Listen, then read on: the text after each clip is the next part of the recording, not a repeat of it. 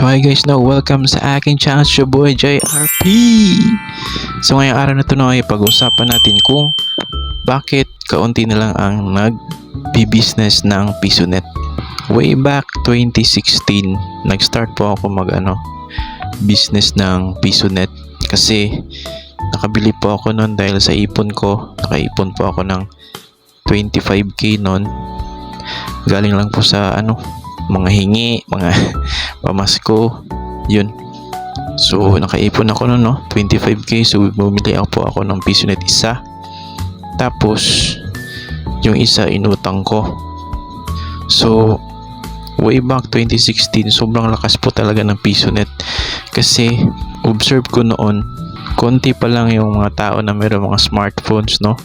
So nagfe-Facebook sila, naglalaro sila ng games sa PisoNet lang, no? Sa mga computer shop. So way back that time, sobrang lakas po talaga ng PisoNet ko. Dalawa pa yun hanggang sa umorder ulit ako ng isa, so naging 3.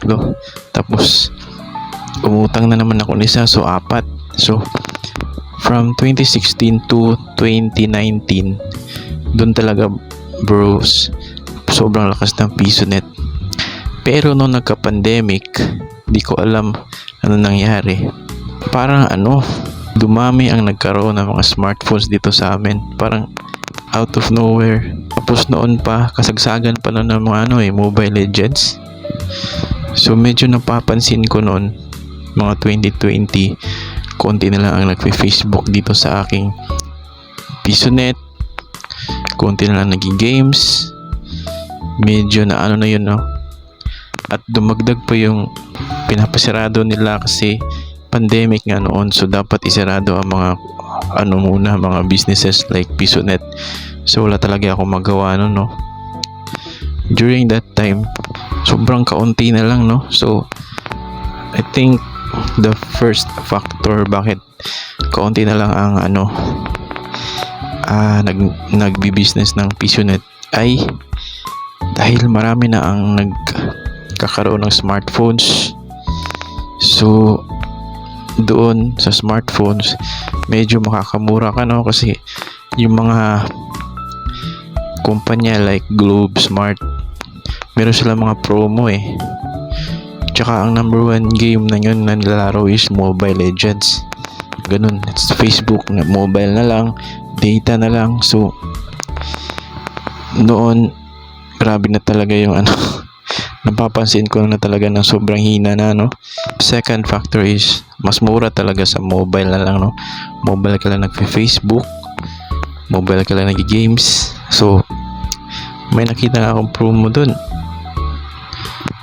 Ngayon makaka-ML ka na, makaka-Facebook ka na for 3 days, 15 pesos lang. So maglalaro ka sa PisoNet, sobrang layo ng diferensya.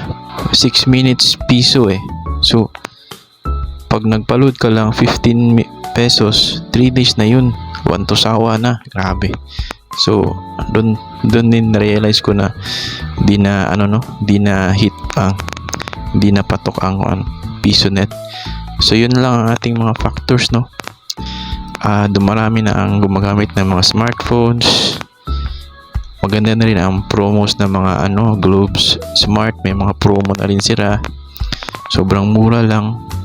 Kaabot na lang ilang araw yung 20 pesos mo, 15 pesos. So mura ang mura lang magpa-load.